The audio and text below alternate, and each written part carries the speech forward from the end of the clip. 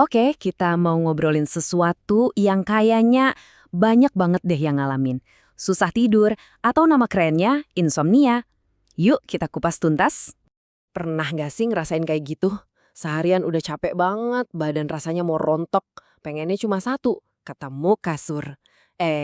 Giliran udah rebelahan, kepala nempel bantal, otaknya malah ngajak begadang, mikirin macem-macem. Duh, frustrasi banget kan? Kalau kamu sering banget ngalamin itu, tenang, kamu nggak sendirian kok. Faktanya, riset nunjukin kalau sekitar 1 dari 3 orang dewasa itu ngalamin gejala insomnia. Wah, banyak banget ya ternyata. Artinya apa? Perjuangan kamu itu nyata dan banyak temennya. Tapi yang paling penting, masalah ini tuh ada solusinya. Jadi, yuk kita coba bedah bareng-bareng. Oke, bagian pertama.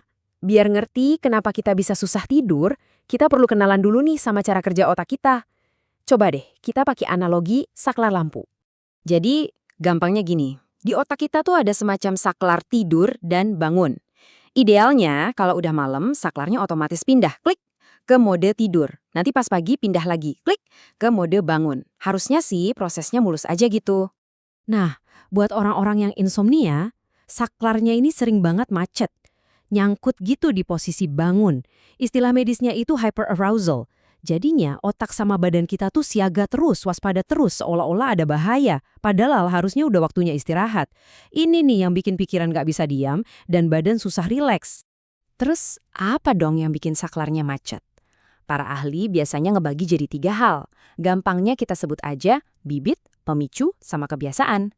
Bibit itu ya faktor bawaan, mungkin genetik, yang bikin kamu lebih gampang kena insomnia. Pemicu itu biasanya stres berat, masalah di kantor, atau kejadian besar dalam hidup. Nah yang ketiga ini nih, kebiasaan. Ini yang sering nggak kita sadari. Contohnya yaitu main HP di kasur sampai larut malam. Tapi ada kabar baiknya. Saklar yang macet ini bisa kok kita benerin. Ada beberapa cara yang udah terbukti secara ilmiah buat ngelatih ulang otak kita supaya bisa tidur pulas lagi secara alami. Nah, ini poin yang penting banget. Dengerin deh, American College of Physicians ini lembaga medis yang super kredibel ya. Mereka merekomendasikan banget sebuah terapi namanya CBTI sebagai penanganan pertama. Ini bukan cuma saran loh, tapi udah jadi standar emas buat ngatasin insomnia. Apaan sih CBTI itu? Ini bukan pil tidur ya, inget. Anggap aja ini semacam program pelatihan pribadi buat otak dan kebiasaan tidur kamu. Tujuannya buat ngubah pikiran-pikiran negatif soal tidur dan ngebenerin kebiasaan jelek yang bikin saklar kita macet tadi. Ini solusi buat jangka panjang. Nah, sambil nunggu, ada nih hal praktis yang bisa kamu mulai lakuin, bahkan dari malam ini juga. Namanya adalah sleep hygiene atau kebersihan tidur. Intinya, ini adalah sekumpulan kebiasaan baik buat nyiapin badan dan pikiran kita sebelum istirahat. Pada dasarnya, sleep hygiene itu soal menciptakan kondisi yang paling ideal buat tidur. Ada hal-hal yang perlu banget kita lakuin, dan ada juga yang wajib kita jauhin. Apalagi beberapa jam sebelum waktu tidur. Oke, ini dia beberapa jurus ampuhnya. Pertama, konsisten itu kunci. Coba deh tidur dan bangun di jam yang sama tiap hari. Ya, termasuk pas weekend. Kedua, bikin otak mikir kalau kasur itu hanya buat tidur dan aktivitas intim. Jangan kerja, makan, atau nonton di kasur. Hindari kafein dan alkohol. Terus, sulap kamar tidurmu jadi kayak gua pribadi. Sejuk, gelap gulita, dan sunyi. Dan, ini nih musuh terbesarnya. Jangan nontonin jam. Makin kamu liatin, otak makin panik. Nanya terus, kok belum tidur juga sih? Oke, sleep hygiene ini ngebantu banget. Tapi ada kalanya kita butuh bantuan lebih dari itu. Penting banget buat kita tahu kapan masalah tidur ini udah nggak bisa dianggap sepele dan sudah waktunya buat ngobrol sama ahlinya. Oke, jadi kapan kita harus mulai waspada? Ada rumus gampang buat ngingetnya. Aturan 3-3. Insomnia itu dianggap kronis kalau terjadinya minimal 3 malam dalam seminggu. Dan ini berlangsung selama 3 bulan atau lebih.